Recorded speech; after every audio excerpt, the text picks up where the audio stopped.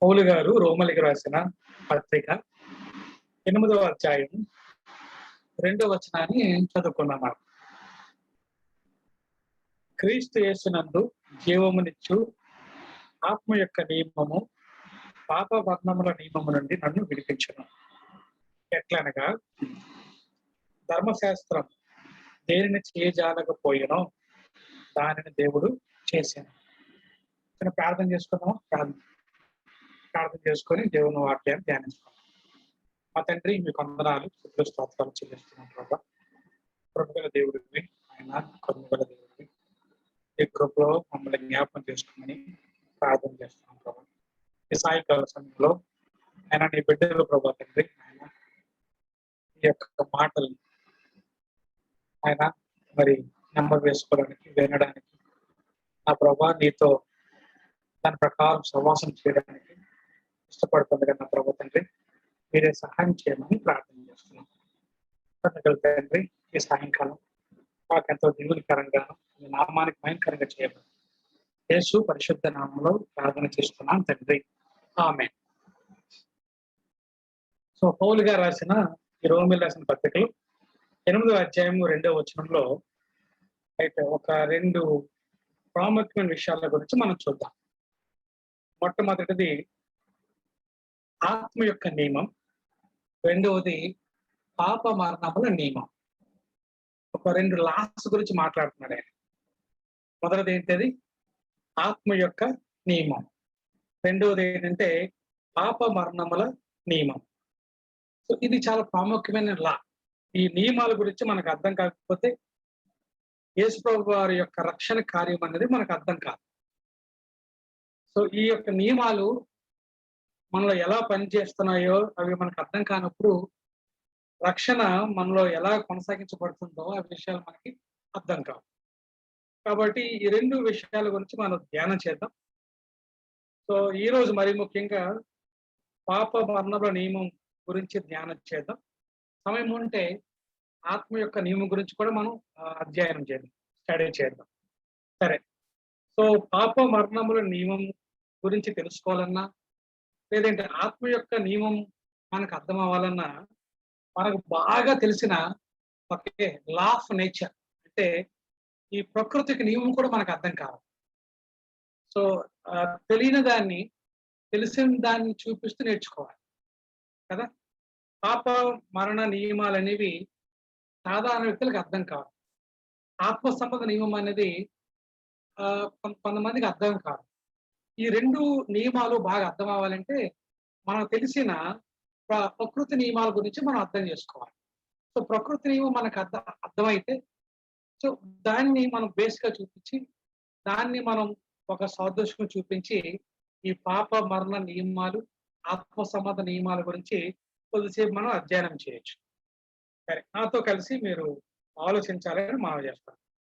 ప్రకృతి సంబంధమైన నియమం మనకు తెలుసు.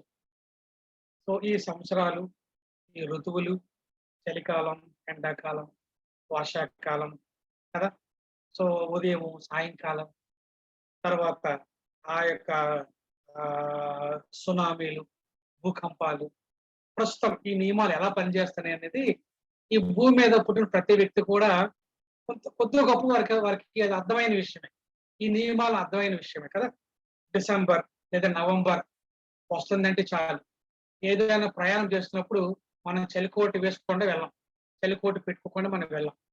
అలాగే వేసవికాలం వెళ్తున్నప్పుడు వచ్చినప్పుడు వేసవికాలం ప్రయాణం చేస్తున్నప్పుడు దానికి అనుగుణంగా మనం కొన్ని సదుపాయాలు చేసుకుంటూ పోతుంటాం. ఎందుకంటే ఈ ప్రకృతి నియమాల గురించి మనకు బాగా తెలుసు. భూమి మీద పుట్టిన ప్రతి ఒక్కరు కూడా ఈ ప్రకృతి నియమాల గురించి కొద్దిగా గొప్ప తెలుసుంటాయి, బాగా తెలుసుంటాయి కదా. ఉదాహరణకి మన ఆది కాండంలో ఆ మొదటి అధ్యాయంలో సో దేవుడు ఈ ప్రకృతి సంబంధమైన నియమము నియమింపక మునుపు ఈ ప్రకృతి సంబంధమైన నియమాలు లేవు. మన సృష్టి చేసిన తర్వాత దేవుడు ఈ ప్రకృతి సంబంధమైన నియమాన్ని ఆయన నియమించాడు. అప్పటి నుంచి నియమాలు వచ్చాయి. ఏంటి? చలికాలం, ఎండాకాలం, వర్షాకాలం, పగలు, రాత్రి కదా, భూకంపాలు రావడం, లేదంటే వాళ్ళ ప్రకృతి నియమాలు.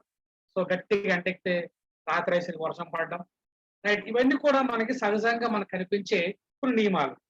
ఎప్పుడు ప్రారంభించాయి అంటే ఓకే ఆదికాండం చూడండి. ఆదికాండం మొదటి అధ్యాయం మనం చూసినట్లయితే 14వ వచనంలో ఓకే దేవుడు ఎప్పుడైతే ఇలా ఏర్పాటు చేశారో అప్పటి నుంచి ప్రకృతి నియమాలు ప్రారంభించారు. ప్రకృతి నియమాలు పనిచేయడము ప్రారంభించాయి. చదువుతారా ఎవరైనా ఆ యొక్క మొదటి అధ్యాయము 14వ వచనాన్ని? లేదా నన్ను చదవమని చదువుతాను. దేవుడు పగటిని రాత్రిని వేరుపరిచినట్లు ఆకాశ విశాలమందు జ్యోతులు కలుగును గాకనియు అవి సూచనలను కాలములను దిన సంవత్సరములను సూచించుటకై యుండుగాకనియు. చాలా ఓకే. సో అవేంటివి? సూచనలు, కాలములు, దిన సంవత్సరములు అవి సూచిస్తుంటాయి కదా. ఈరోజు చాలా పండుగలు సూర్యుని బట్టో, చంద్రుని బట్టో, వాళ్ళ గమనాన్ని బట్టో ఈరోజు చాలా దేశాలు పండుగలు చేసుకుంటున్నాయి వాళ్ళు కదా. సో కాబట్టి ఈ ప్రకృతి సంబంధమైన నియమాల్ని దేవుడు ఏర్పాటు చేశాడు. సో దేవుడు ఏర్పాటు చేయడమే కాదు, దాని మీద ఆధిపత్యం కలిగిన వాడు. అవి ఆయన యొక్క ఆధీనంలో ఉన్నాయి. దాని మీద ఆయన ఆధిపత్యం చెలాయిస్తూ ఓకే ఆయన నిర్వహిస్తూ ఉన్నాడు. తన యొక్క పని నిర్వహిస్తూ ఉన్నాడు కదా. ఈ యొక్క ప్రకృతి నియమాలు పనిచేస్తూ ఉంటాయి. దేవుడికి అవసరమైనప్పుడు ఆయన ఇంటర్ఫియర్ అవుతూ మధ్యలో కలుగు చేసుకుంటూ ప్రకృతి నియమాలకి అతీతంగా పనిచేసుకుంటూ వస్తున్నాడు ఆయన. అది మనకు బాగా తెలుసు. నోవా టైంలో ఆయన ప్రతి జలప్రలయం తీసుకొచ్చాడు ఆయన. సో మనుషులందరూ కూడా దాన్ని పట్టుకుపోయారు. కొద్దిమంది మాత్రం రక్షించబడ్డారు. అది మనకు బాగా తెలుసు కదా. అదేవిధంగా ఆ యొక్క ఇజ్రాయేల్ ప్రజలు నడిచి వెళ్తుంటే సముద్రం అడ్డగా ఉంటుంది. సో దేవుడు ఏం కలుగు చేసుకున్నాడు ఆయన. సముద్రం 2 పాయలు చేసేసాడు ఆయన. మధ్యలో నడవని చెప్పాడు ఆయన. కాబట్టి అక్కడ ఇన్వాల్వ్ అయ్యాడు. తర్వాత మనం చూసినట్లయితే యెహోషువ కాలంలో కూడా కదా సూర్యుడు ఒక దినమంతా నిల్చున్నాడు. ఆ విషయం మనకు తెలుసు. ఓకే. సో ప్రకృతి నియమాల్ని దేవుడు ఏర్పాటు చేశాడు. ప్రకృతి నియమాలు దేవుని యొక్క ఆధీనంలో ఉన్నాయి. ప్రకృతి నియమాలు దేవుడు నిర్వహిస్తున్నాడు. ప్రకృతి నియమాలకి అతీతంగా దేవుడు చాలాసార్లు కలుగు చేసుకున్నాడు. అది మనకి వాక్యం మనకి సాక్ష్యం ఇస్తున్నాడు. ఈ ప్రకృతి నియమాల వలన ఈ ప్రకృతి నియమాలు దేవుడే ఏర్పాటు చేశాడు. దేవుడే దాన్ని నిర్వహిస్తున్నాడు. కాబట్టి ఈ ప్రకృతి నియమాల వల్ల మనకి ఎక్కువ శాతం క్షేమే ఉంది మనకి కదా. అలాగని చెప్పి దాని వల్ల వచ్చిన అనర్థాలు కూడా మనకు ఉన్నాయి. సో మనిషి నేర్చుకున్నాడు. దేవుడు కూడా రక్షిస్తున్నాడు మనల్ని. మనిషి కూడా నేర్చుకున్నాడు ఈ అనర్థాల నుంచి ఎలా రక్షించుకోవాలో. చక్కగా జ్ఞానం కలిగి ఉన్నాడు. ఈ భూమి మీద వెళ్ళిపోతూ ఉన్నాడు. సో ఇటువంటి ప్రకృతి వైపరీత్యాన్ని రక్షించడానికి దేవుడు సహాయం చేస్తూ ఉన్నాడు. మనిషి కూడా తన జ్ఞానం ఉపయోగించుకుంటూ తన జ్ఞానం ప్రదర్శిస్తూ ఉన్నాడు. దేవుని యొక్క హస్తం కూడా పనిచేస్తుంది. మానవ యొక్క జ్ఞానం కూడా పనిచేసుకుని వెళ్తుంది. సో దేవుని యొక్క కృప అనేది మనం చూస్తూ వస్తాం. ఆయన నీతిమంతుడి మీద అనీతిమంతుడి మీద కూడా ఆయన ఏ విధంగా ఆయన తన ప్రేమను చూపించి వస్తున్నాడో ఈ యొక్క ప్రకృతి నియమాన్ని చూస్తే మనకు అర్థమవుతాయి. ఎన్నోసార్లు దైవజనుడు ఆ వాక్యం చూపించాడు దేవుడు ఎంతో ప్రేమమయుడని చెప్పి. కాబట్టి ఈ ప్రకృతి సంబంధమైన నియమం విషయంలో దేవుడు మనకి ముందుకే అన్ని కూడా ఏర్పాటు చేశాడు. కాబట్టి మనం క్షేమాన్ని పొందుకుంటున్నాం. ఇటు అనార్థం జరిగితే ఎలా తప్పించుకోవాలో జ్ఞానాన్ని కూడా మనం పొందుకున్నాం. అది ప్రకృతి సంబంధమైన నియమం. రెండవది మనం జ్ఞాపకం చేసుకున్నాం ఏంటంటే ఈ ప్రకృతి సంబంధమైన నియమం అయిపోయిన తర్వాత ఓకే ఇది గడుస్తున్న తర్వాత హఠాత్తుగా ఆదికాండం 3వ అధ్యాయంలో మనకి పాప మరణముల నియమం అనేది మధ్యలోకి వచ్చింది. దేవుడు ఆదికాండం 1వ అధ్యాయంలో ఆయన ప్రకృతి సంబంధమైన నియమాన్ని ఏర్పాటు చేస్తే దాన్ని ఆయన ఆమోదించాడు. ఆయన కొనసాగిస్తున్నాడు. సో 3వ అధ్యాయంకి వచ్చేసరికి ఆదికాండం 3వ అధ్యాయంకి వచ్చేసరికి ఓకే పాప మరణముల నియమం అనేది ఈ ప్రపంచంలోకి అడుగు పెట్టేశాడు. సో కాబట్టి ఈ 3వ అధ్యాయానికి ముందు పాప మరణముల నియమం లేదు. రైట్. ఆ పాప మరణం నియమం అనేది దేవుడు ఏర్పాటు చేసినప్పుడు కూడా దాన్ని ఎన్ఫోర్స్మెంట్ లోకి లేదంటే అమల్లోకి తీసుకొచ్చేది మాత్రం ఒక మనిషే. అది గుర్తుపెట్టుకోవాలి మనం. రైట్. ప్రకృతి సంబంధమైన నియమాల్ని దేవుడే ఏర్పాటు చేశాడు. దేవుడే అమల్లోకి తీసుకొచ్చాడు. కానీ పాప మరణముల నియమం మాత్రం దేవుడు ఏర్పాటు చేశాడు. దేవుడు సంకల్పించుకున్నాడు. కానీ దాన్ని అమల్లోకి తీసుకొచ్చేది మాత్రం ఎవరు తెలుసా? మనిషే, మానవుడే దాన్ని అమల్లోకి తీసుకొచ్చాడు. దానికి కారణం సాతానుడు, దుష్టుడు కూడా. సో దుష్టుడు మానవుడు దాన్ని అమల్లో తీసుకురావడానికి కారణమయ్యారు. సో దేవుడు దాన్ని ఏర్పాటు చేశాడు. దేవుడు దాన్ని సంకల్పించాడు. సో దేవుని వాక్యంలో మనకు స్పష్టంగా అర్థమవుతుంది. ఏమన్నాడంటే ఆయన ఆదామును అవ్వని చేసిన తర్వాత ఏం చెప్పాడు? ఈ పండు తిను దినమన మీరు నిత్యముగా తెచ్చెదరని దేవుని వాక్యం చెప్తున్నప్పుడు దుష్టుడు ఏం చేశాడు? వచ్చి వాడిని ప్రేరేపించాడు. వీళ్ళేం చేశారు? దేవుడు చేయొద్దని పని వాళ్ళు చేశారు. ఎప్పుడైతే దుష్టుడు ప్రేరేపించాడో, దేవుడు చేయొద్దని పని మానవుడు చేశాడు, అప్పుడు పాప మరణముల నియమం అనేది అమల్లోకి వచ్చేసాడు. అంతకుముందు ఈ నియమం అమల్లో లేదు. సో తర్వాత వచ్చింది. కాబట్టి గుర్తుపెట్టుకోండి, ఈ నియమాన్ని దేవుడు ఏర్పాటు చేశాడు ఆయన సార్వభౌమాధికారంలో. కానీ అమల్లోకి తీసుకొచ్చింది మాత్రం దుష్టుడి ప్రేరణ, మానవుని యొక్క ఇచ్చ. సో ఈ రెండు కలిపి ఈ పాప మరణముల నియమం నుంచి ఒక మనిషిని నడిపిస్తూ వస్తున్నారు అన్నమాట. ఈ పాప మరణముల నియమం అనేది మనిషికి ఏమాత్రం కూడా క్షేమం కాదు సుమ. ప్రకృతి నియమాలు కొంతమేర క్షేమాన్ని ఇస్తాయి, కొంతమేర అనార్థాలు కలిగించినప్పుడు కూడా సో అవి ఆత్మ సంబంధ విషయాలకి అది పెద్ద ఆటంకం కాదు. కానీ పాప మరణ నియమాలు మాత్రం సో దేవుడు ఏర్పాటు చేసినప్పుడు కూడా దాన్ని అమల్లోకి తీసుకొచ్చింది మాత్రం మానవుని ఇచ్చ, మానవుని యొక్క ఆశ. ఒక మాట చెప్పాలంటే ఆయనకున్న దురాశ మాత్రం పాప మరణమ నియమాలని అమల్లోకి తీసుకొచ్చాయి. ఎప్పుడైతే పాప మరణాల నియమాలు అమల్లోకి వచ్చాయో ఈ నియమాలు పనిచేస్తున్నప్పుడు మనిషి కష్టాలు ప్రారంభమయ్యాయి. జ్ఞాపకం చేసుకోండి. ప్రకృతి సంబంధ నియమాలలో క్షేమం ఉంది. అనార్థాలు వస్తున్నప్పుడు ఎలా దానికి దాటవేయాలో దేవుడి జ్ఞానం ఉంది, మనుషుడి జ్ఞానం కూడా పనిచేసుకుంటూ పోతుంది. కానీ పాప మరణ నియమాల్లో అది మనిషికి ఏమాత్రం కూడా క్షేమాన్ని అవడం లేదు. దానివల్ల అనార్థమే తప్ప ఎటువంటి క్షేమం లేదు. దేవుని వాక్యం దాంట్లో ఇలా ఉంది.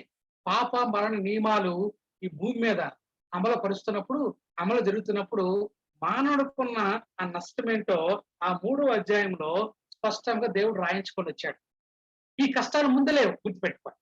ఈ కష్టాలు ఎప్పుడు ప్రారంభమయ్యాయంటే ఎప్పుడైతే మానవుడు తన ఇచ్చ ప్రకారం దుష్టుని ప్రేరణ బట్టి ఆ యొక్క పాప మరణం నియమాలని అమల్లోకి తీసుకొచ్చాడో అప్పటి నుంచి మానవుడికి ఈ కష్టాలు వచ్చాయి. నేను చదువుతున్నాను, దయచేసి ఆ మాటల్ని లేదా మీరేనా చదవండి. చూడండి ఒకసారి 3వ అధ్యాయం, ఆదికాండం 3వ అధ్యాయము 16వ వచనం నుంచి ఎవరైనా చదువుతారా? ఎన్ని కష్టాలు వచ్చాయి మానవుడికి? ఆయన స్త్రీతో నీ ప్రయాసమును నీ గర్భవేదనను నేను మిక్కిలి హెచ్చించదను, వేదనతో పిల్లలను కందువు, నీ భర్త ఎడల నీకు వాంఛ కలుగును, అతడు నిన్ను ఏలునని చెప్పాను.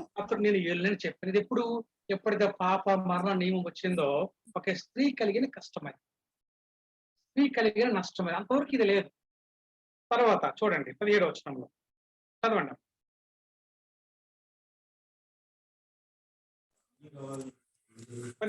ఆయన ఆదాముతో నీవు నీ భార్య మాట విని తినవద్దని నేను నీకు ఆజ్ఞాపించిన ఫలవృక్షములు తింటివి గనుక వృక్ష ఫలములు తింటివి గనుక నీ విత్తనము నేల శపింపబడి ఉన్నది. తర్వాత చదువు. ప్రయాసంతోనే నీవు బ్రతుకు దినములనియు దాని పంట తిందువు. అది ముండ్ల తుప్పలను గచ్చ పొదలను నీకు మొలిపించును. పొలములోని పంట తిందువు. నీవు నేలకు తిరిగి చేరు వరకు నీ ముఖము చెమట కార్చి ఆహారం తిందువు. అనగా నేల నుండి నీవు తీయబడితివి, నీవు మన్నే గనుక తిరిగి మన్నైపోవుదని చెప్పాను. నీవు మన్నే గనుక తిరిగి మన్నైపోదు అని చెప్పాను అన్న. చూసారా, ఇవి పాప మరణ నియమాలని భూమి మీదకి వచ్చినప్పుడు సో మానవుడికి ఉన్న కష్టాలు ఇవి. కాబట్టి ఈ నియమం ఎలా పనిచేస్తుంది గురించి మనం ఆలోచిద్దాం కదా. ఈ నియమాన్ని గురించి పాప మరణ నియమం అనేది ఎలా పనిచేస్తుందో పౌలు వివరించాడు.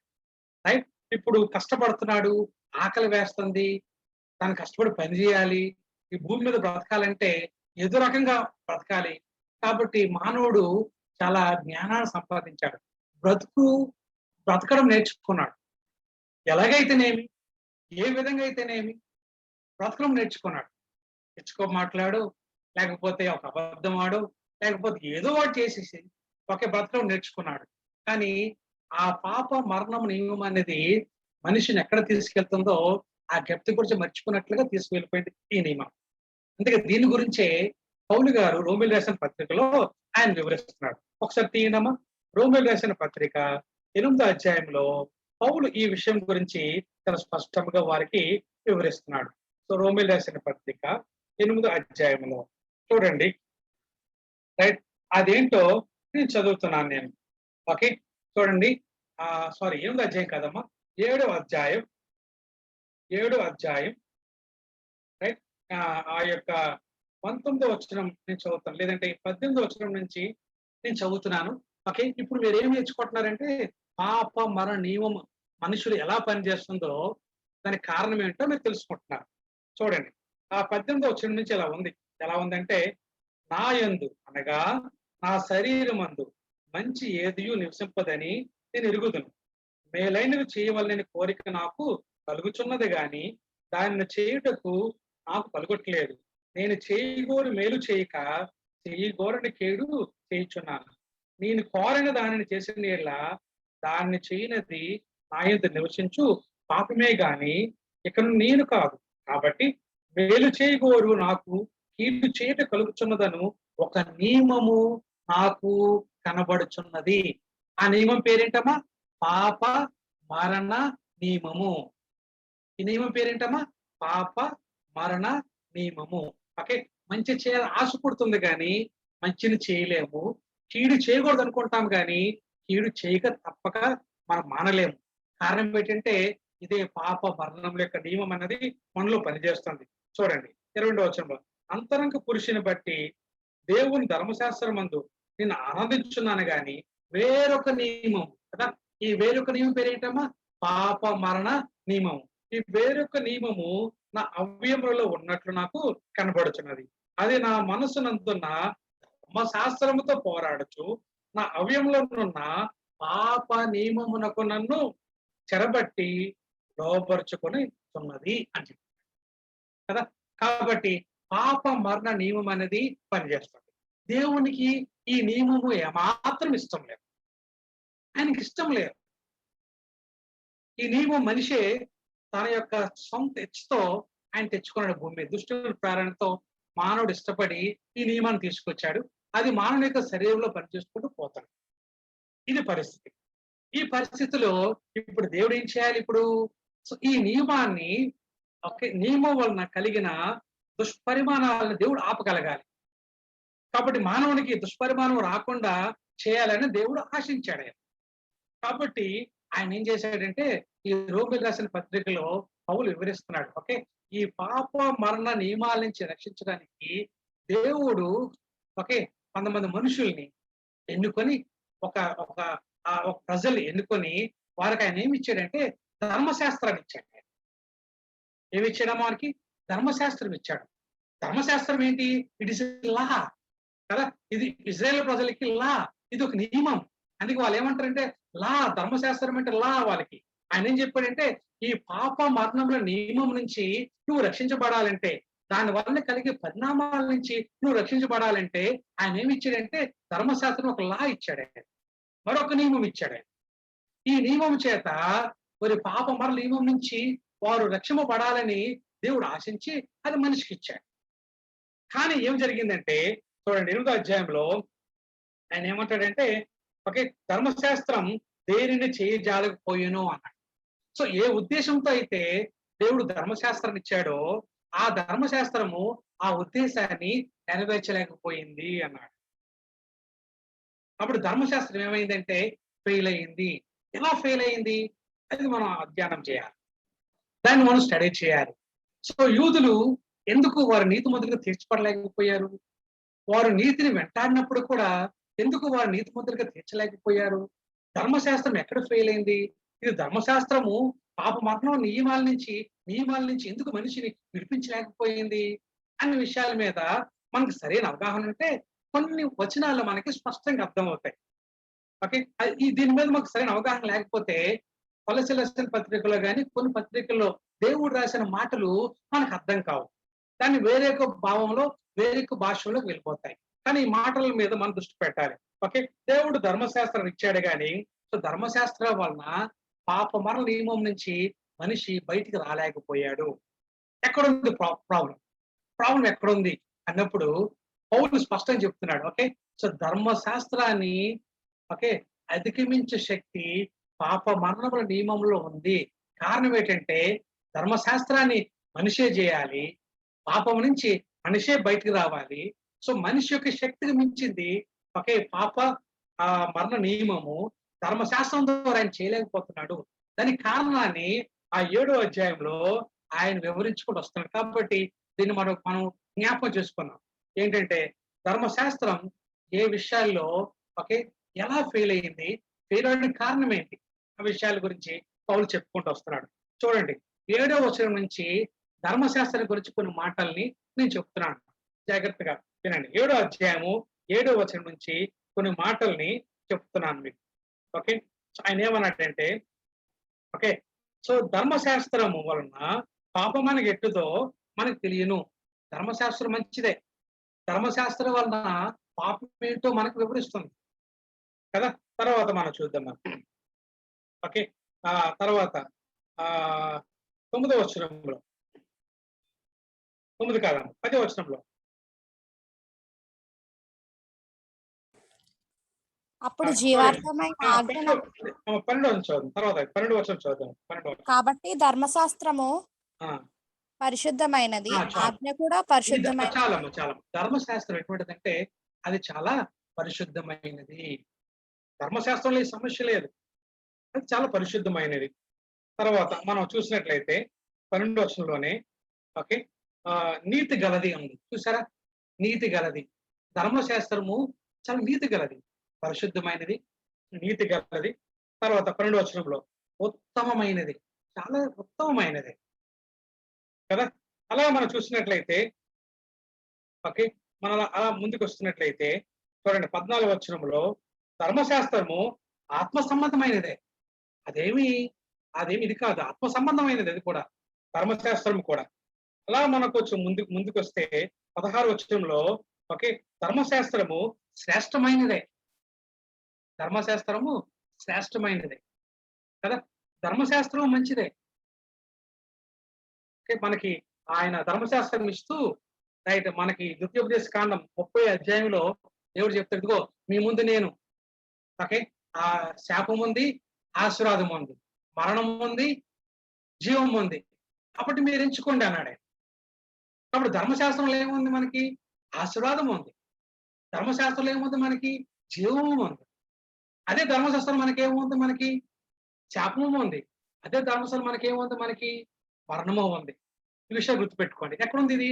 చూడండి ఒకసారి ద్వితీయోపదేశ కాండం తీసినట్లయితే, ద్వితీయోపదేశ కాండం 30వ అధ్యాయం తీసినట్లయితే ఆ 30వ అధ్యాయంలో దీని గురించి ఆయన చెప్తాడు కొన్ని మాటలు.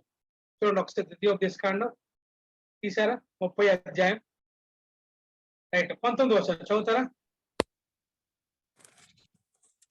19వ వచనం సారీ. నేడు జీవమును మరణమును, నేడు జీవమును మరణమును, ఆశీర్వాదమును శాపమును నేను మీ ఎదుటను ఉంచి నేను నీ ఎదుట నుంచి భూమి ఆకాశంలో మీ మీద సాక్షులుగా పిలుచుచున్నాను అని చెప్పాడు కదా.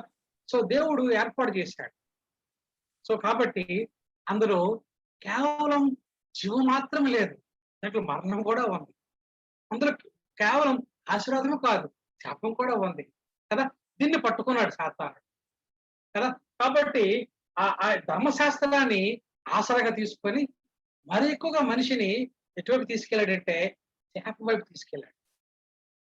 అందుకే వారు ఎవరికీ లేనంతగా చెల్లాచెదరైపోయారు ఇజ్రాయేలు ప్రజలు. ఎవరికీ లేనంతగా కష్టం వారికి వచ్చింది. అందుకే హబక్కూకు రాసిన ఏంటి మా పరిస్థితి అని చెప్పి ఆయన కొన్ని ప్రశ్నలు వేస్తాడు. హబక్కూకు గ్రంథంలో హబక్కూకు దేవుని ఆ దైవజనుడు. అప్పుడు దేవుడు చెప్తాడు, ఒకరోజు రాబోతుంది, రక్షించబడిన వాడు దేనికి రక్షించబడతాడే విషయాల గురించి మాట్లాడుకుంటూ వచ్చాడు. కాబట్టి ధర్మశాస్త్రంలో ఏముందంటే అందులో జీవము ఉంది, ధర్మశాస్త్రంలో ఏముందంటే అందులో మరణము ఉంది. ప్రజలు పాటిస్తే జీవాన్ని పొందుకుంటారు, పాటించకపోతే మరణాన్ని పొందుకుంటారు. అందులో ఆశీర్వాదం ఉంది, అందులో శాపము ఉంది.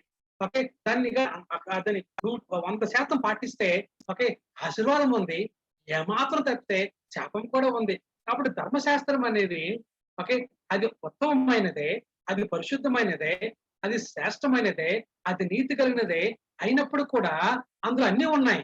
అందులో జీవము ఉంది, అందులో మరణము ఉంది, అందులో శాపం ఉంది, అందులో ఆశీర్వాదం ఉంది. ఇది ఎంచుకోవాల్సిన బాధ్యత మానవుడు మాత్రమే ఉంది. ఇదే ఆప్షన్ దేవుడు మొదట్లో కూడా ఇచ్చాడు ఆయన. ఇదిగో ఈ పండు తిని తినమన నువ్వు నిశ్చయంగా చచ్చెదవు. ఓకే, తినకపోతే బ్రతుకుదువు. ఆ ఆజ్ఞలో బ్రతకడం ఉంది, ఆజ్ఞలో చచ్చిపోవడం కూడా ఉంది. జాగ్రత్తగా మాటలు వినండి సుమ. కాబట్టి ఆ ధర్మశాస్త్రం అనేది ఓకే ఏం చేయలేకపోయిందంటే సో మనిషికి సంపూర్ణంగా ఆశీర్వాదం ఇవ్వలేకపోయింది, సంపూర్ణంగా జీవాన్ని ఇవ్వలేకపోయింది. దానికి కారణం ఏంటంటే పాప మరణం నియమం లోపల పనిచేస్తున్నప్పుడు, ధర్మశాస్త్రానికి విరోధంగా పనిచేస్తున్నప్పుడు, ఆ ధర్మశాస్త్రాన్ని పాటిస్తున్న మనిషిని తను లాపరుచుకొని ధర్మశాస్త్రం పాటించకుండా చేసి ధర్మశాస్త్రంలో కలిగే శాపానికి వాళ్ళు గురి చేసింది తప్ప ధర్మశాస్త్రంలో కలిగిన ఆశీర్వాదానికి వాళ్ళు ఏమాత్రం దగ్గరికి తీసుకురాలేదు. ఈ విషయం యూదులకు బాగా తెలుసు, మనకన్నా బాగా తెలుసు యూదులకి. ఇజ్రాయేల్ ప్రజలకు ఇవన్నీ బాగా తెలుసు వాళ్ళకి. మాకు ఏంటి ఒరిగింది దీనివల్ల.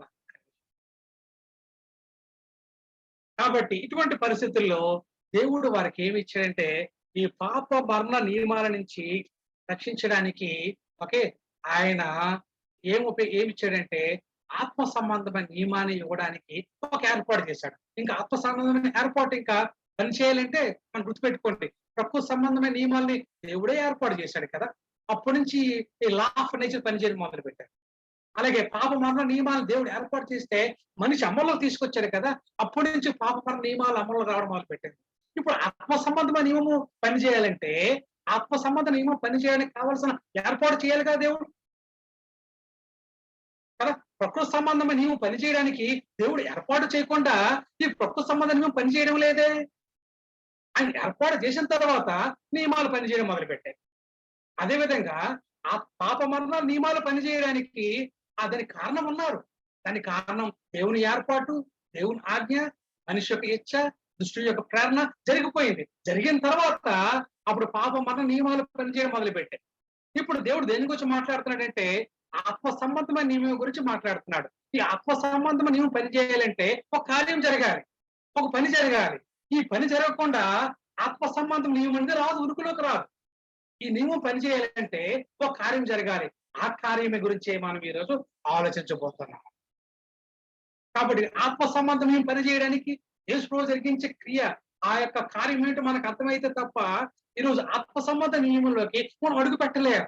ఆత్మ సంబంధం నియమం వచ్చిన ఆ ఫలాల్ని, ఆ క్షేమాన్ని మనం పొందుకోలేము. కాబట్టి క్రైస్తవుడిగా మనకేం అర్థం కావాలంటే పాప మరణం యొక్క నియమము నన్ను చంపేస్తుంటే ఆత్మ సంబంధం నియమము నన్ను బ్రతికిస్తున్నప్పుడు ఆత్మ సంబంధ నియమం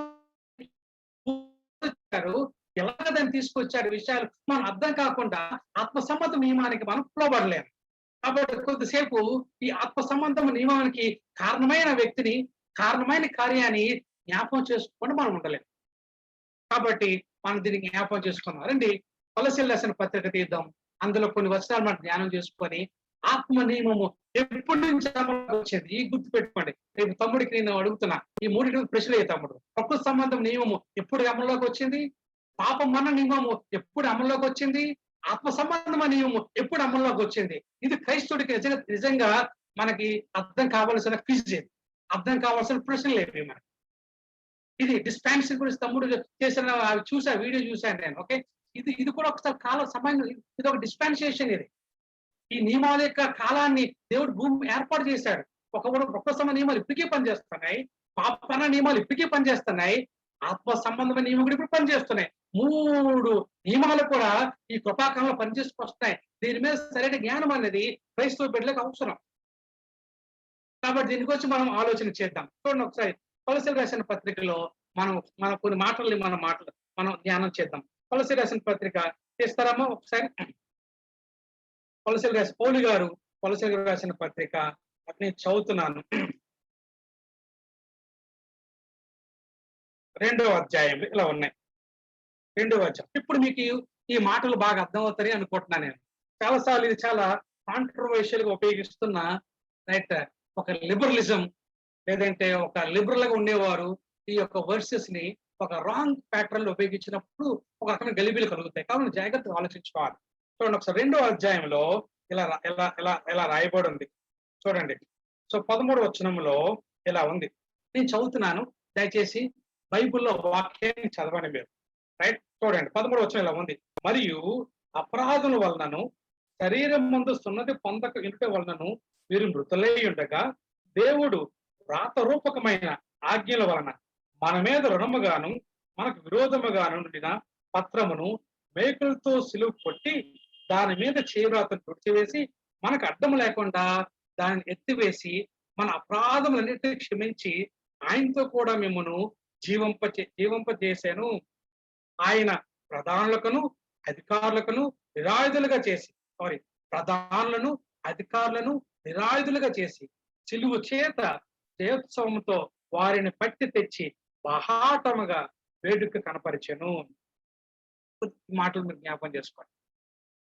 ఓకే, ఆత్మ సంబంధము నీవు పనిచేయాలంటే దాని ముందుగా దేవుడి కార్యాన్ని చేయాలి. ఎందుకంటే ధర్మశాస్త్రము దేవుడే ఇచ్చాడు.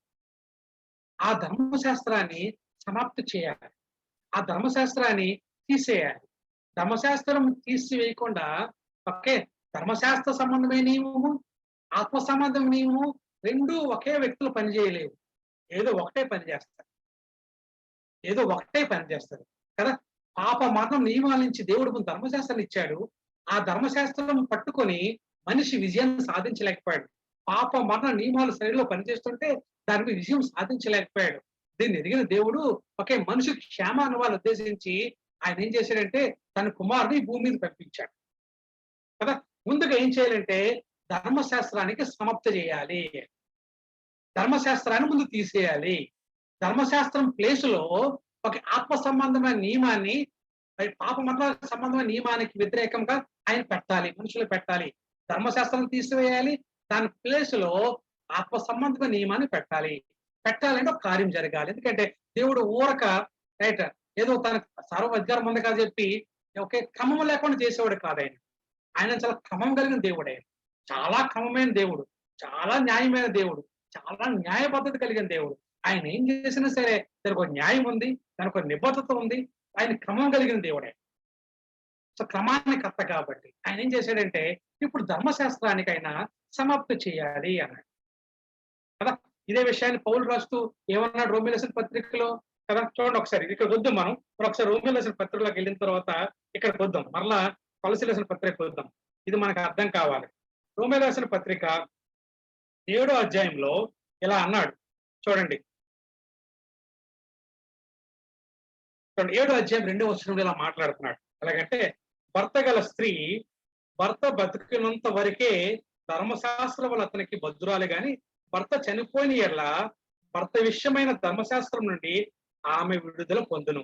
కాబట్టి భర్త బ్రతికి ఉండగా ఆమె వేరొక పురుషుని చేరి ఎడల విచారణ చేయబడును గాని భర్త చనిపోని ఎడల ఆమె ధర్మశాస్త్రం విడుదల పొందిన కనుక వేరొక పురుషుని వివాహం చేసుకున్నని కొనినను విచారణ కాకపోవను. కావున నా సహోదరులారా, మనం దేవుని కొరకు ఫలం ఫలించినట్లు మృతులను లేపిన క్రీస్తు అని వేరొకని చేరుటికై మీరును ఆయన శరీరం ద్వారా ధర్మశాస్త్ర విషయమై మృతులైతిరి అని పౌలు వివరించారు.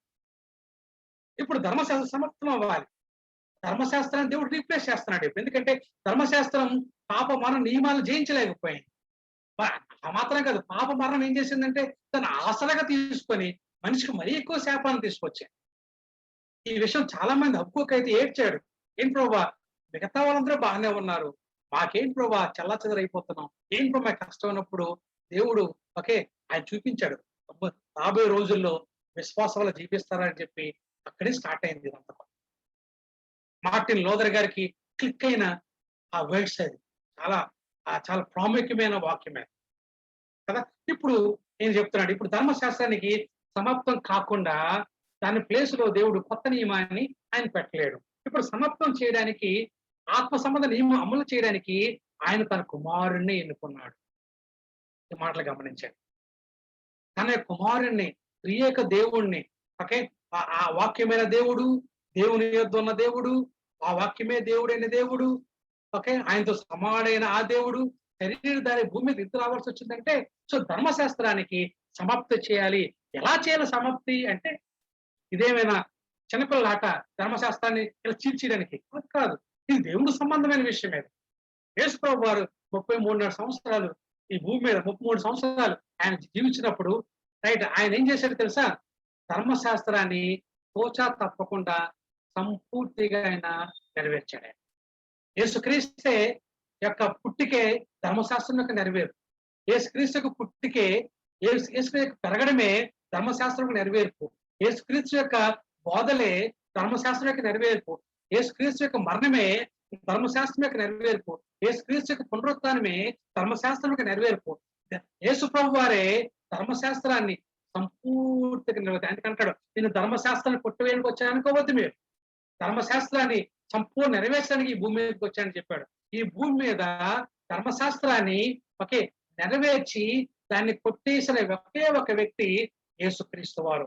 ఇది మీ గమనంలోకి తీసుకోవాల్సిందిగా మీకు మనవి చేస్తున్నా. ఓకే. ఒక వ్యక్తి అప్పు ఉన్నప్పుడు అప్పు పత్రాన్ని రాసి ఒకరికి ఇచ్చినప్పుడు అప్పు తీర్చిన వ్యక్తి ఆ పత్రాన్ని తీసుకొని చెప్పే అధికారం ఉంటుంది. ఇంకెవరికి అధికారం లేదు. ఓకే. మానవాళు పాపమైన అప్పులు ఉంటున్నప్పుడు అప్పును తీర్చలేకపోతే అప్పును తీర్చడానికి యేసుప్రభు భూమి మీదకి వచ్చి దాని బ్రతికిన సంవత్సరాలన్నింటిలో కూడా ధర్మశాస్త్రాలు సంపూర్తిగా నెరవేర్చి ఆ పత్రాన్ని తీసి ఆయన చింపేశాడు. ఇదే విషయాన్ని కొలస్సీయులకు రాసిన పత్రికలో పౌలు గారు వాళ్ళకి ఎక్స్ప్లెయిన్ చేస్తున్నాడు, వాళ్ళకి వివరిస్తున్నాడు. ఆయన ఇజ్రాయేల్ ప్రజలారా, ఓకే, ధర్మశాస్త్రం మనకు వచ్చింది, ఏం ఒరిగింది? మనకి చెల్లాచెదరైపోయాం, శ్రమలు వచ్చాయి.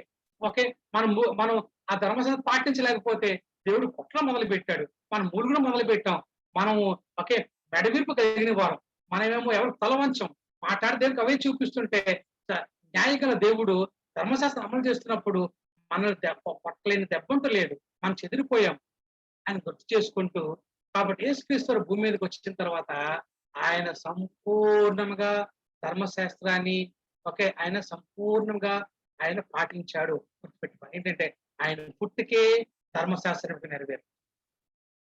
ఓకే, ఆయన బోధలే ధర్మశాస్త్రం యొక్క నెరవేరు. ఆయన మరణమే ధర్మశాస్త్రం యొక్క నెరవేరు. ఆయన పునరుత్థానమే ధర్మశాస్త్రం యొక్క నెరవేర్పు. ఓకే, ఆయన ఒక ఏంటిది ఆత్మ యొక్క వాగ్దానమే ధర్మశాస్త్రం యొక్క నెరవేర్పు. యోవేలు ప్రవక్త ధర్మశాస్త్రం ఉందే కదా. కాబట్టి ఆయన ధర్మశాస్త్రం నెరవేర్చిన తర్వాత ఇప్పుడు రండి కొలస్సీయులకు రాసిన పత్రిక వచ్చిన తర్వాత దీని గురించి మనం కొద్దిసేపు ఆలోచన చేద్దాం. వచ్చిన తర్వాత కొలస్సీయులకు రాసిన పత్రిక 1వ అధ్యాయంలో ఆ మాటలు ఇప్పుడు చదువుతున్నప్పుడు మీకు ఇంకా స్పష్టంగా అర్థమవుతుంది. అదేంటి తెలుసా? చూడండి, కొలస్సీయులకు రాసిన పత్రిక 2వ అధ్యాయము 13వ వచనంలో ఉంది. ఓకే, మరియు అపరాధం వలన ధర్మశాస్త్రంలో 617 ఆజ్ఞలో ఏ ఒక్క ఆజ్ఞ మీరిన యాకోబు పత్రిక ప్రకారం ధర్మశాస్త్రం అంతా మీరినట్టు. అందుకే అపరాధాలు హెచ్చుగా పెరిగిపోతున్నాయి యూదులకి. ఈ యొక్క 13వ వచనంలో ఆయన అంటున్నాడు ఏంటని, మరియు అపరాధం వలన శరీరమందు సున్నతి పొందక ఇరుట వలనను మీరు మృతులై ఉండగా దేవుడు రాతరూపకమైన ఆజ్ఞల వలన మన మీద రుణముగాను మనకు విరోధముగా ఉండిన పత్రమును మేకులతో చిలువకు కొట్టి దాని మీద చేరురాతను తుడిచివేసి మనకు అడ్డము లేకుండా దానిని ఎత్తివేసి మన అపరాధములన్నిటినీ క్షమించి ఆయనతో కూడా మిమ్మను జీవింపజేసాను. It's a beautiful proclamation. Okay, ఈ కార్యం వల్లనే ఆత్మ సంబంధం నియమం అనేది ఈ భూమి మీదకి వచ్చింది కదా. సిలువలో నేను తప్పేగా ఉన్నాను అని చెప్పినప్పుడు రైట్ ఆయన జీవజలం గురించి మాట్లాడతాం. అది ఆత్మ కొరకు ఆయన పడుతున్న ఆరాటం. మనం ఈ విషయాలు జ్ఞాపకం చేసుకోవాలి. ఏం చేసినట్టు ఆయన చూడండి, ఓకే, మన మీద రుణముగాను విరోధముగాను పత్రమును మేకులతో సిలువ కొట్టి అంటే ఆయన కొట్టలేదండి. ఆయన శరీరంలోనే మేకులతో సిలువ కొట్టడం అంటే మనం గోడలకి పట్టం కొట్టినట్లుగా ఆయన కొట్టడం కాదని అర్థం. ఓకే, మనం నిజంగా ఆ పిక్చర్ చూస్తే మనకి విరోధముగా మనకు అడ్డంగా ఉన్న ఆ ధర్మశాస్త్రం పత్రాన్ని తీసేయడానికి ఆయన చేతుల్ని సిలువలో పెట్టాడండి. సో తన చేతులకి మేకులు కొట్టించుకున్నాడు ఆయన. తన కాలుకి తన మేకులు కొట్టించుకున్నాడు ఆయన. సిలువలు పెట్టిన తర్వాత ఆయన మరణమే ఈ యొక్క ధర్మశాస్త్రం యొక్క సమాప్తి చేసుకున్నాడు ఆయన. ఓకే. కాబట్టి ఆయన మరణము, ఆయన పునరుత్థానం ద్వారా ఏం జరిగింది తెలుసా? మన అపరాధాలన్నింటినీ క్షమించి ఆయనతో కూడా మనల్ని ఆయన జీవింపచేశాడు. ఇది కార్యం. కాబట్టి అంటారు చనిపోయిన తర్వాత, పునరుత్తమైన తర్వాత ఓకే శిష్యులు వెళ్తున్నప్పుడు ఆయన చెప్పాడు, మీరు వెళ్ళి ఒక దగ్గర ఉండండి, మీరు ఇప్పుడు కంగారు పడిపోవద్దు. ఎందుకంటే ఆత్మ సంబంధమైన నియమం అనేది ప్రారంభించి ఒక దినం రాబోతుంది. అక్కడి నుంచి ఆత్మ మీలో పనిచేస్తున్న ఆ నియమం పనిచేస్తున్నప్పుడు ఇక పాప మరణ నియమాలు మీలో పనిచేయవు, పనిచేసే అవకాశం లేదు. కాబట్టి ఆ రోజులకు వెయిట్ చేయని చెప్పాడు, కానీ మీరు వెళ్ళిపోయి ప్రపంచానికి చెప్పలేను. ఆత్మ సంబంధం నియమం అనేది పనిచేసి ఒక రోజు కోసం వెయిట్ చేశారు వాళ్ళు. ఆ రోజు రానే వచ్చింది. అందరూ కూర్చొని ఒక గదిలో ఉన్నారు. అప్పుడు ఆత్మ ఆ నాలుకల రూపంలో వారి మీదకి రావడం, ఆత్మ వాళ్ళు ప్రవచించడం, దేవుని వాక్యం చెప్పడం, ఆత్మ సంబంధ క్రియ వాళ్ళు జరిగించడం, అనేకులు వాళ్ళు తిరగడం ఓకే జరగడం ప్రారంభించాయి. ఈ ఆత్మ కావాలని చెప్పి చాలా మంది డబ్బుతో కొనుక్కోవాలని చూశారు, కానీ అది కుదరని పని. ఎందుకంటే ఆత్మ సంబంధం నియమంలో పని చేయాలంటే యేసు క్రీస్తు యొక్క చిరువు కార్యం ద్వారా తప్ప, ఆయన విశ్వాసం ఉంచడం తప్ప ఆత్మ కార్యం అనేది ఏ వ్యక్తులు కూడా ఈ నియమం కొనసాగించదు.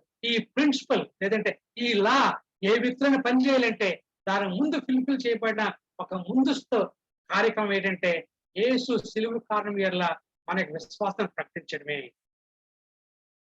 అప్పుడు ఆత్మ సంబంధం నియమంలోకి ప్రతి వాళ్ళు వస్తారు కదా. ఇదే మాటని అంటారు కదా. సో మొదటి ఆదాము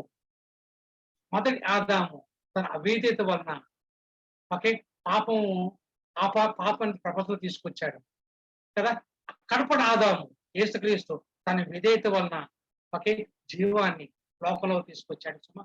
ఓకే ఆత్మ నియమము పని చేయడానికి యేసుక్రీస్తు యొక్క కార్యం అనేది చాలా బహు ముఖ్యమైనది సుమా. గుర్తుపెట్టుకోండి, ప్రకృతి సంబంధ నియమం పనిచేయడానికి దేవుడు భూమిని నక్షత్రాలు చేసి ఆయా స్థానంలో పెట్టిన తర్వాతే ఆ నియమాలు పనిచేస్తాయి. అలా చేయమునుపు నియమాలు లేవు. అలాగే పాపమన్న నియమాలు పనిచేయడానికి ఒకే మానవుడు నిశ్చయించి దుష్టుని ప్రేరణ చేత పాప మరణాన్ని భూమి మీద తీసుకొచ్చాడు. అలాగే ఆత్మ సంబంధం నియమం పనిచేయాలంటే యేసు ప్రభువు వారు తన కార్యాన్ని జరిగించుకుంటూ వచ్చాడు కదా. ఇప్పుడు చదువుదాం మనం రోమీయులకు రాసిన పత్రిక 8వ అధ్యాయంలో ఈ మాటలు చెప్పుకుంటూ వచ్చాడు ఆయన. రోమీయులకు రాసిన పత్రిక 8వ అధ్యాయము మొదటి వచనాన్ని చదువుతారా? మొదటి వచనం, రోమీయులకు రాసిన పత్రిక 8వ అధ్యాయం మొదటి వచనం. కాబట్టి ఇప్పుడు క్రీస్తు యేసునందున్న వారికి ఏ శిక్షా విధియు లేదు. కాబట్టి ఇప్పుడు క్రీస్తు యేసునందున్న వారికి ఏ శిక్షా విధియు లేదు. కారణం ఏంటంటే ఆత్మ సంబంధమైన నియమం పనిచేస్తున్నప్పుడు పాపమన్న నియమాలు పనిచేయడానికి అవకాశం లేదు. అందుకే కొరింథీ పత్రికలు అయితే పౌలు గట్టిగా అడుస్తాడు తెలుసా మీకు? ఎంత గట్టిగా అడుస్తుంది తెలుసా? ఓకే పాపమా మరణమా నీ ముళ్ళు ఎక్కడ? ఓ మరణమా నీ ముళ్ళు ఎక్కడ? పాపమా నీ విజయం ఎక్కడ? ఓ మరణమా నీ ముళ్ళు విడిచిపోయబడింది, నీ ముళ్ళు ధర్మశాస్త్రమే కదా, ఆ ధర్మశాస్త్రం విడిచిపోయబడింది అని చెప్తూ చాలా గట్టిగా మాట్లాడతాడు పౌలు. కొరింథీయులకు రాసిన పత్రిక అయితే అనుకుంటా ఆ 50వ అధ్యాయం దగ్గర కదా. కాబట్టి ఇప్పుడు ఎప్పుడైతే యేసు వారు తన సిలువ కార్యం చేశారో 2000 సంవత్సరాల నుంచి ఏం ప్రారంభమైందమ్మా? ఆత్మ సంబంధమైన నియమం అనేది ఈ భూమి మీద ప్రారంభమైంది కదా. దాన్ని మనం కృపాకాలం అని మనం దాన్ని పిలుస్తుంటాం. ఆత్మ సంబంధ కార్యం ప్రారంభమైంది. ఎప్పుడైతే ఆత్మ సంబంధమైన కార్యం ప్రారంభించబడిందో ఓకే అప్పుడు మనకి ఆత్మ నియమం ప్రకారం మనం జీవించడం అనేది ప్రారంభమైంది. కాబట్టి ఈ ఆత్మ సంబంధ నియమం గురించి 8వ అధ్యాయంలో పౌలు గారు రాసుకుంటూ వస్తారన్నమాట. 8వ అధ్యాయం అంతా కూడా దేని గురించి మాట్లాడుతుందంటే ఆత్మ సంబంధమైన నియమం ఒక మనుషులు ఎలా పనిచేస్తుందో దాని గురించి మాట్లాడుతూ, ఎందుకో మనిషికి శిక్షా విధి లేదో దాని గురించి మాట్లాడుకుంటూ వస్తారు. ఈ విషయాలు మనం రాబోయే రోజులు దీని గురించి మనం అధ్యయనం చేసి స్టడీ చేద్దాం. కాబట్టి ఒక యేసు క్రీస్తులో మనకు కలిగిన క్షేమం ఏంటో మనకి అర్థం తెలియాలి. కాబట్టి ఈరోజు 3 నియమాల గురించి మీకు చెప్పాను. ఒకటి ప్రకృతి సంబంధమైన నియమం. దానికి కారణం దేవునికి ఏర్పాటు. భూమి, నక్షత్రాలు, ఒక ఉపగ్రహాలు అన్నిటిని చేసిన తర్వాత ఈ నియమం పనిచేయాలి. రెండవ నియమం పాప మరణ నియమం. ఎప్పుడు ప్రారంభించబడే పాప నియమాలు? దేవుడు ఒక ఆజ్ఞ ఏర్పాటు చేస్తే దుష్టుడి ప్రేరణతో, మానవ నిత్యంతో పాపమరణ నియమాలు పనిచేయడం మొదలుపెట్టి దానివల్ల ఏమాత్రం క్షేమం మనకు లేదు. దీన్ని మన నుంచి తీసివేయడానికి దేవుడు ధర్మశాస్త్రాన్ని ఇచ్చాడు. కానీ ధర్మశాస్త్రం దేవుడు ఏది ఉద్దేశించాడో అది చేయజాలకపోయింది. ఇప్పుడు మూడో ఆప్షన్ దేవునికి ఉంది. అదేంటంటే ఆత్మ సంబంధమైన నియమాన్ని మనకు ఇవ్వాలి కదా. ఆత్మ సంబంధ నియమం మనకి కావాలనుకుంటే ఏం చేయాలంటే యేసు ప్రభు యొక్క సిలువ కార్యం అనేది మనకు అర్థం కావాలి.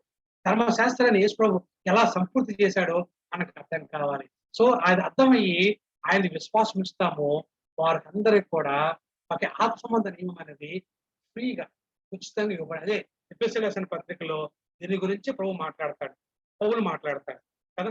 చూడండి ఒకసారి ఎఫెసీయులకు రాసిన పత్రిక ఆ మొదటి అధ్యాయంలో పౌలు రాసిన ఒక మాటని జ్ఞాపకం చేసుకుంటూ మనం ముగించుకున్నాం. ఒక 8 చూడండి, మొదటి అధ్యాయం 2వ అధ్యాయము 8వ వచనం ఎలా ఉంది. ఓకే, 8వ అధ్యాయం 2వ అధ్యాయం 8వ వచనం. మీరు విశ్వాసం ద్వారా ఒక చేతిని రక్షింపబడి ఉన్నారు. అది మీ వలన కలిగినది కాదు, దేవుని వరమే కదా. కాబట్టి మనం అందరం కూడా ఆత్మ సంబంధమైన నియమము మనలో పనిచేయడానికి యేసు ప్రభుని గట్టిగా హత్తుకోవాలి. సిలువ వైపు చూస్తూ ఓకే ఆయన మన కొరకు చేసిన కార్యాన్ని జ్ఞాపకం చేసుకుంటూ ఉండాలి. అందుకే సెయింట్ అగస్టిన్ నేను ప్రతినిత్యం కోట చేసే ఒక ఒక ఒక విషయం ఏది, నేను ఎప్పుడు దీని గురించి మాట్లాడుతుంటా. ఓకే, ఆయన అంటాడు, నేను ఎంత పాపుని నాకు అర్థమవుతుందో నాకు అంతకన్నా యేసు ప్రభు కావాలి ఆయన అనుకున్నాడు. ఆత్మ సంబంధం నియమము నీకు ఊరక దొరకదు సుమా. నీకు నువ్వు సంపాదించుకోలేవు సుమా. ఓకే, నువ్వు ఇంకెక్కడ నువ్వు సంపాదించలేవు సుమా. అది కేవలం యేసుక్రీస్తు యొక్క సిలువ కార్యమందు విశ్వాసం ఉంచడం ద్వారా మాత్రమే ఆత్మ సంబంధమైన నియమాన్ని పొందగలుగుతావు. లేదంటే 2 నియమాలతో నువ్వు పనిచేస్తావు. ఒకటి ప్రకృతి సంబంధమైన నియమము, రెండోది పాప మరణాల నియమము. ఈ 2 నీరు పనిచినంత వరకు కూడా నువ్వు దేవుని చేరలేవు, నీతిమంతుడు కాలేవు. నీకు ఆత్మ సంబంధ నియమం కావాలా? రా యేసు దగ్గర, సిలువు దగ్గర. సిలువు కార్యంలో మాత్రమే ఆ నియమం దొరుకుతుంది. నువ్వు ప్రకృతి సంబంధ నియమాలు చూస్తున్నావు, పాప మరణాల సంబంధ నియమాలు చూస్తున్నావు. ఆత్మ సంబంధ నియమం నీకు అర్థం కావాలంటే ఓకే, యేసు సిలువ దగ్గర రాకుండా, యేసు సిలువలో నీ గురించి చేసిన కార్యం నీకు అర్థం అవ్వకుండా, ఆ కార్యంలో విశ్వాసం ఉంచకుండా నువ్వు ఆత్మ సంబంధమైన నియమాన్ని పట్టుకోవాలనుకుంటే అది కేవలం ఓకే, అది నువ్వు చేయజాలని విషయాన్ని గమనం చేసుకుంటూ ఈ రాత్రి ఒక నియమం తీసుకో, ఒక నిర్ణయాన్ని తీసుకో. నాకు ఆత్మ సంబంధమైన నియమం కావాలి. ఆత్మ సంబంధమైన నియమం మాత్రమే నాకు పాప మరణ నియమాల నుంచి రక్షించగలుగుతాను. ధర్మశాస్త్రం ఫెయిల్ అయిపోయింది, ఈ నియమం మాత్రమే ఉంది. ఈ నియమం నా వల్ల కలిగింది కాదు, యేసుక్రీస్తులో కలిగింది. కాబట్టి నేను ఆయన ఎక్కువ తెలుసుకుంటాను, ఆయన ఎక్కువగా నేను ఆయన అర్థం చేసుకుంటాను, ఆ సిలువ కార్యం గురించి ఎక్కువ ధ్యానిస్తాను, విశ్వాసం ఇస్తాను. నువ్వు తీర్మానం తీసుకుంటే ఈ ఆత్మ సంబంధమైన నియమము నీదే సుమా. కాబట్టి ఈ కొద్ది మాటలు దేవుడు తన వెనుకలో మన కొరకు దీవించుకుంటాడు. ఆమేన్.